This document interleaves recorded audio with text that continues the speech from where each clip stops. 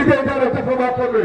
আমরা বিশ্বাস করি আপনার মাধ্যমে কারণে যে সমস্ত সমস্যা আছে, বিশেষ করে কারণে একটি বড় গরুর হাট আছে, যেটার কারণে আমরা যানজটের ভোগান্তিতে ভুগি। আমরা চাই এটা স্থানান্তরিত করে একটা ভালো জায়গায় আমরা এই হাটটা বসাতে চাই। আমরা চাই একটি মহিলা ক্যাডেট কলেজ করার আহ্বান জানাচ্ছি আপনার এই এলাকার মানুষের পক্ষ থেকে।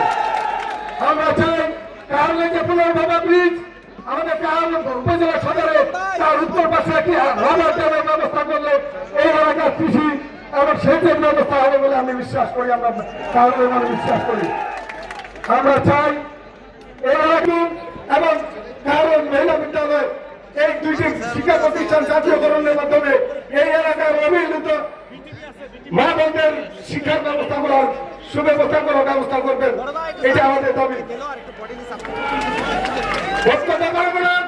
আমরা আবারও এই এলাকার মানুষের পক্ষ থেকে আপনাদের প্রতি কৃতজ্ঞ।